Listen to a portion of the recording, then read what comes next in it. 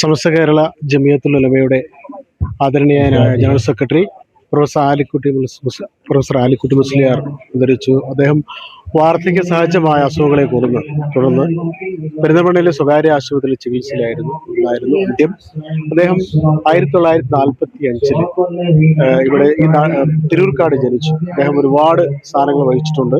Professor Alikutty മുസ്ലിയാരുടെ നിര്യാണ വാർത്ത ഇറങ്ങി ആയിരങ്ങളാണ് അദ്ദേഹത്തിന്റെ തിരൂർക്കാടെ വസതിയിലേക്ക് വരുന്നത്. പിന്നെ മന്ത്രിമാരും അതുകൂടാണ്ട് പ്രമുഖരായ വ്യക്തികൾ ഉൾപ്പെടെ ഇന്ന് വൈകുന്നേരം മുതൽ 6 മണി മുതൽ വ്യാഴാഴ്ച വൈകിട്ട് 6 മണി മുതൽ വെള്ളിയാഴ്ച രാവിലെ 10 മണി വരെ തിരൂർക്കാട് എത്തിങ്ങാൻ അൻവാർ സ്കൂൾ ഓഡിറ്റോറിയത്തിൽ അദ്ദേഹത്തിന്റെ പൊതുദർശനത്തിന് വെക്കുന്നുണ്ട്. അവിടെ എല്ലാ സൗകര്യങ്ങളും ഉണ്ട്.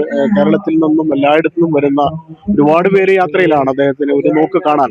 അദ്ദേഹത്തിന്റെ ശിഷ്യന്മാർ ഉൾപ്പെടെ രാഷ്ട്രീയ, സാമൂഹ്യ, സാംസ്കാരിക മേഖലകളിലെ എല്ലാ തുറകളിലും പെട്ട ആളുകൾ അദ്ദേഹത്തെ കാണാനായിട്ട് പല സ്ഥലങ്ങളിലായി പുറപ്പെട്ടിട്ടുണ്ട്. അപ്പൊ ഇവിടേക്ക് വാഹനങ്ങൾക്ക് വരാനുള്ള സൗകര്യം വളരെ കുറവാണ്. അതുകൊണ്ട് തന്നെ തിരൂർക്കാട് അൻവാർ സ്കൂൾ ഓഡിറ്റോറിയത്തിൽ വ്യാഴാഴ്ച ഇന്ന് വൈകിട്ട് 6 മണി മുതൽ വെള്ളിയാഴ്ച രാവിലെ 10 മണി വരെ പൊതുദർശനമുണ്ട്. എല്ലാവർക്കും കാണാനുള്ള സൗകര്യങ്ങളും അവിടെ ഉണ്ട്. അപ്പോൾ അവിടേക്ക് വരുന്നതായിരിക്കും ഏറ്റവും നല്ലത് എന്നാണ് ഇവിടെയുള്ള പല ആളുകളും നമ്മോട് തന്നെ പറഞ്ഞിട്ടുള്ളത്.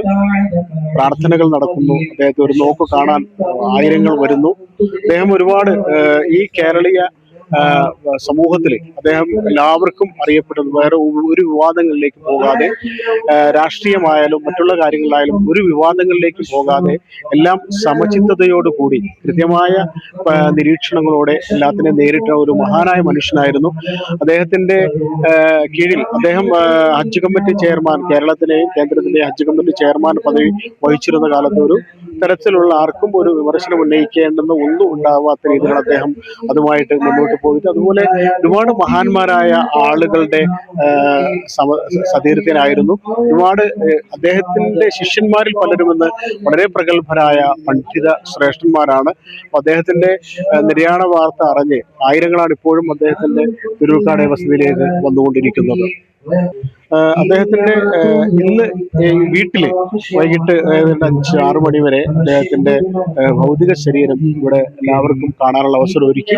അത് കഴിഞ്ഞാൽ തിരൂർക്കാട് അൻവാർ സ്കൂൾ ഓഡിറ്റോറിയത്തിലേക്ക് പൊതു ദർശനത്തിന് വേണ്ടി എല്ലാവർക്കും കാണാൻ വേണ്ടി അങ്ങോട്ടേക്ക് ഈ ഭൗതിക ശരീരം നാളെ രാവിലെ, വെള്ളിയാഴ്ച രാവിലെ 10 മണിക്ക് തിരൂർക്കാട് ടൗൺ ജുമാ മസ്ജിദിലാണ് അദ്ദേഹത്തിന്റെ ഖബറടക്കം നടക്കുന്നത്. ഇവിടെ നല്ല തിരക്കാണ്. ഇതിന് ശേഷം, അതായത് ഇപ്പോൾ തന്നെ ഇവിടെ ആയിരക്കണക്കിന് അദ്ദേഹത്തിന്റെ ശിഷ്യന്മാരും അല്ലാത്ത ആളുകളും അദ്ദേഹത്തിന്റെ ഭൗതിക ശരീരം കാണാനായി എത്തുന്നുണ്ട്. വളരെ തിരക്കിലാണ്. അപ്പൊ ഇവിടുന്ന് അൻവാർ സ്കൂളിലെ ഓഡിറ്റോറിയത്തിൽ മാറ്റിയതിനു ശേഷം നാളെ രാവിലെ 10 മണി വരെ അവിടെ എല്ലാവർക്കും കേരളത്തിന്റെ പല ഭാഗങ്ങളിൽ നിന്നും അതുപോലെ കേരളത്തിന് വെളിയിൽ നിന്നുമായിട്ട് ഒരുപാട് പേര് അദ്ദേഹത്തെ കാണാൻ ഇവിടെ എത്തുന്നുണ്ട്. അതിനുള്ള എല്ലാ സൗകര്യങ്ങളും ഇവിടെ ഒരുക്കിയിട്ടുണ്ട്. അതായത് നാളെ രാവിലെ 10 മണി വരെ അദ്ദേഹത്തിന്റെ ഭൗതിക ശരീരം കാണാനുള്ള സൗകര്യമുണ്ട്. അപ്പൊ അദ്ദേഹത്തിന്റെ വിടവാങ്ങലിലെ ആദരാഞ്ജലികൾ അർപ്പിക്കുകയാണ് one news. Jabbar Venad, one news live, Perinthalmanna.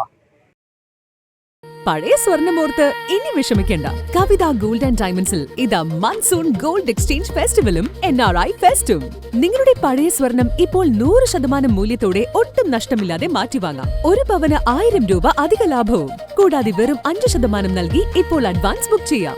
Book ചെയ്ത ദിവസത്തെ വിലയോ വാങ്ങുന്ന ദിവസത്തെ വിലയോ ഏതാണോ കുറവ്, ആ കുറഞ്ഞ വിലയിൽ പർച്ചേസ് ചെയ്യാം. ഫ്രീ ഇൻഷുറൻസും ലൈഫ് ടൈം മെയിന്റനൻസും ഇതോടൊപ്പം ലഭിക്കുന്നു. കവിത ഗോൾഡ് ആൻഡ് ഡയമണ്ട്സ്. പഴയത് മാറ്റി പുത്തൻ തിളക്കത്തോടെ മടങ്ങൂ.